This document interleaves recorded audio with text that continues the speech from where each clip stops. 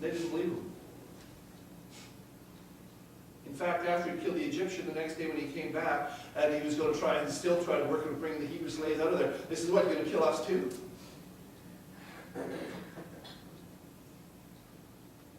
The vision God has for you is greater than the vision you have for yourself, but there are people that will let their own minds go crazy, and they'll start coming up with dreams and different things and trying to build themselves up out of their own flesh, out of their own pride, looking for self-promotion. Now, if it's promoting you, chances are the Spirit of God isn't in it. If it's promoting the kingdom of God, you know it's from the Spirit of God. It's trying to build up God's kingdom. But see, God only inspires the deeds, the dreams, and the declarations that are designed to push us beyond our natural abilities and into His arms of supernatural supply. I was just reading this morning again, I was during the prayer time, Philippians, Luke chapter 4, 18 and 19, and the way it was worded in this version of the Bible was, declare freedom. Declare.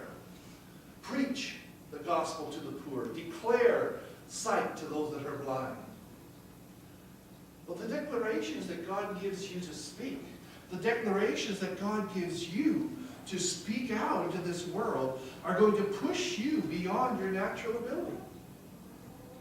They're going to end up bringing you to a place where you need God's supernatural supply to fulfill those things. You're not going to do it on your own.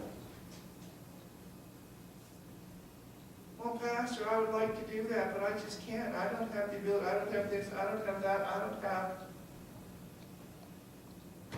If the word of the Lord has come out, so this is what you're supposed to do, don't find the reasons to stop yourself. Find the reasons then to go ahead and do it. Now, if you can do or be what your vision needs of you, then your vision is probably not of God. See, a lot of people can only, once they manage to sit down and say, well, I'm supposed to go to the nations, so how am I going to do that? Well, going to the nations for me is going to be to send support. So I'm going to send $1 here, and I'm going to send $1 there, and I'm going to send $1 there, and now I'm going to the nations. No, that's not what God said. If He said you're supposed to go to the nations, then get ready, get packed. Get your shots. Move. If you can figure it out with your natural mind, you're still limiting God to the best that you can come up with. Now, it doesn't matter how great you are, and I'm not trying to call any of you down, but I'll tell you right now, not one of you in this room this morning is God. You have ability and you have capabilities, but not one of you is all-knowing. But you're going to have to change what you allow to limit you then.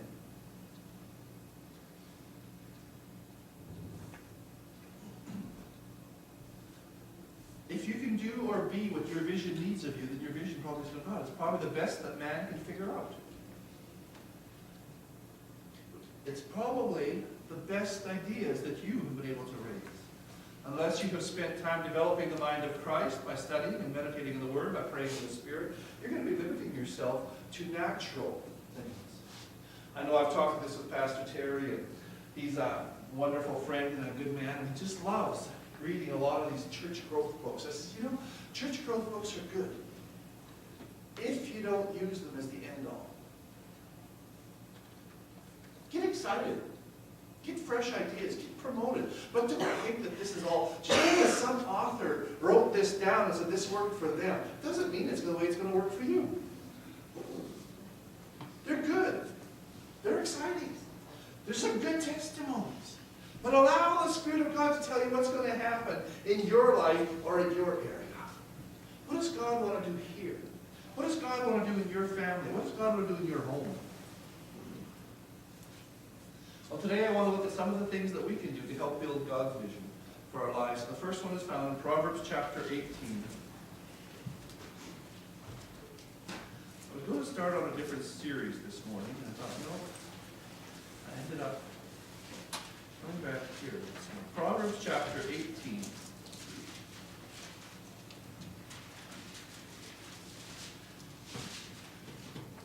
And Verse 21, death and life are in the power of the tongue. They that love it shall eat the fruit thereof. Death and life are in the power of the tongue. They that love it shall eat the fruit thereof. One of the first things, if you're going to fulfill God's vision for your life, is start saying the things that God says about you. Now don't do this in the high and lifted up thought. You know, there's people that are not going to understand if you tell them that you are all capable and also, you know, you're all sufficient and the greater one lives in me, so I can do all things and there is nothing. And yeah, you know, I've seen people that do this. And they sort of sway, oh yeah, I'm it. I'm the total package. You're going to have to tone it to such a place that people can understand it. But start saying out yourself the things that God says about you. How often do you hear the words "I can't" come out of your mind, out of your mouth?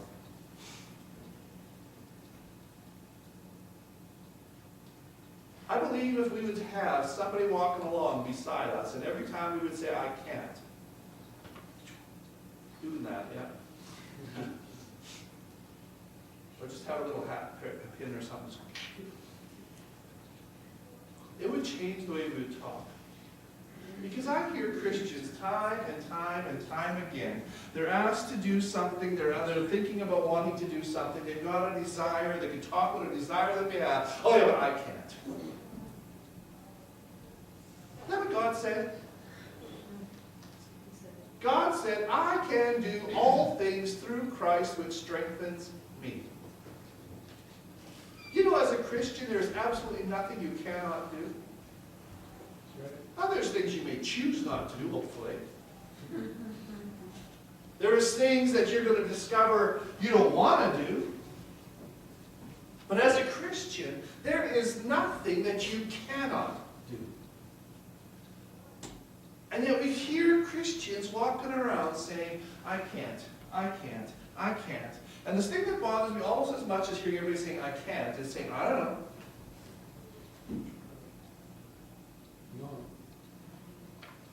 If you don't know, then say, well, I don't know right now. I'm going to need time to pray about it. Or I'm going to find out. If we have the mind of Christ, then what is there that we don't know? What does God not know? If we're going to fulfill our vision, we're going to have to start talking about ourselves the way that God talks about us. See, we as Christians don't even recognize that death and life are in the power of the tongue, and they that love it shall eat the fruit thereof, because we hear ourselves, if we'll stop and listen, saying things like, oh, I'm so tired, I'm so busy, I have no time, I just can't. Gee, I can't figure out why, I sleep for 8 hours a night and I just don't get rested. I'm always tired. I just don't know why. I do. I don't know why I just don't ever have time. I never have time. I never have time. Oh, running. I never have time. I just can't figure out why I don't have time. I can. Well, Pastor, those things don't make a difference. Of course they make a difference. Well, they do so. Oh, yeah. They make a difference. They'll make the huge difference. They'll make the biggest difference in your life if you're going to start changing your confession. You can start saying how, I'm so glad God is organizing my time. You can set your schedules before God and say, Father, you direct my steps today because I don't want to be wasting time in all sorts of places where I shouldn't be. That's right. You'll be surprised how your schedules change.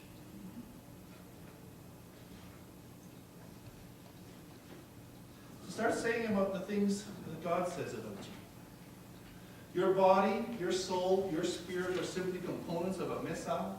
They're a heavenly arrow waiting for directions.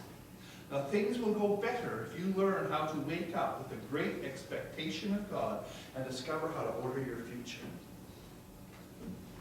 See, even when I hear people say things like, well, it just doesn't matter how hard I try, I never get ahead. Why would you confess stuff like that? Oh, yeah, with my luck, when my ship comes in, I'll be waiting at the airport. Sure, it sounds funny and we laugh, but guess what you're doing? You're setting a direction to miss the blessing of God.